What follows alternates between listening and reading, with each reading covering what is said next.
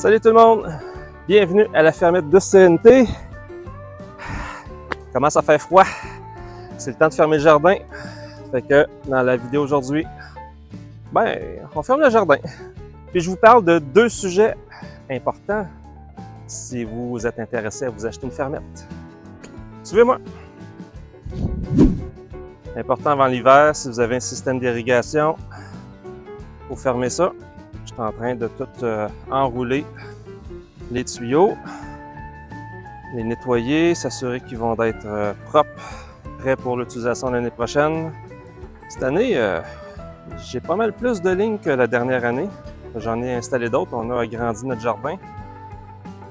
On a beaucoup plus d'espace pour la cueillette. Il ne reste plus grand chose à cueillir. Il va rester quelques betteraves, carottes, les patates aussi. Quelques choux. C'est rendu le bordel dans les choux. Ça, c'est cette année, on a fait la culture sans toile, contrairement aux courges, tomates et autres haricots, concombres, etc. On a utilisé des toiles. L'année prochaine, on s'essaye avec des toiles. Ça va être beaucoup plus propre. Regardez la différence. Hein? La mauvaise herbe versus ici. Hein, il y a beaucoup moins de ménage à faire.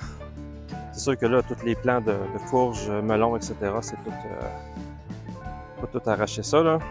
Mais c'est beaucoup plus propre comme ça.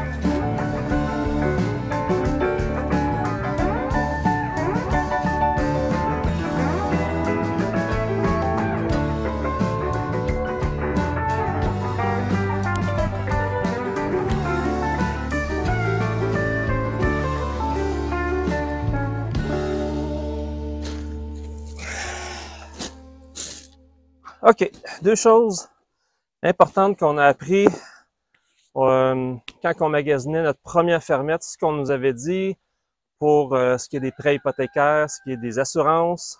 Il dit vous allez avoir de la difficulté parce que c'est pas toutes les banques, c'est pas toutes les compagnies d'assurance qui veulent assurer des fermettes. Sur ces deux affirmations-là, il y en a une de vraie, une de fausse. On vient de renouveler notre hypothèque pour notre deuxième fermette. Et quand j'ai magasiné, je n'ai pas mentionné que c'était une fermette. J'ai mentionné l'adresse civique. Les compagnies ont accès à toutes les informations de la maison. Ils savent que c'est zone agricole, etc. Puis eux, ce qui financent finalement, c'est la maison surtout. Et en bout de ligne, on a été accepté dans une autre banque avec un taux d'intérêt moins cher. Donc, ça vaut la peine de magasiner. Donc, ne croyez pas si on vous dit que vous allez avoir de la difficulté pour l'hypothèque, votre prêt hypothécaire, magasinez. Ne vous limitez pas aux compagnies qu'on vous mentionne quand on vous dit ça. C'est pas vrai qu'il y a juste Desjardins ou, je pense, Banque nationale. Il y a une panoplie d'autres banques disponibles avec des taux d'intérêt moins élevés. Bien que là, on sait, les taux d'intérêt montent pareil, là, mais en tout cas, bref. Dans l'ensemble, on a trouvé moins élevé. Les assurances maintenant. J'ai magasiné énormément au début, première fermette, et j'ai remagasiné dernièrement. Et à cause qu'on a des animaux de ferme, les compagnies d'assurance en principal ne veulent pas assurer. Là, je me suis dit, mon Dieu, hein, on a des animaux dangereux. Tu sais, les chances qu'une chèvre aille dans la rue pour causer un accident versus un chien, on s'entend que le chien a bien plus de chances de causer des dommages et des accidents, mais nos chèvres sont dangereuses.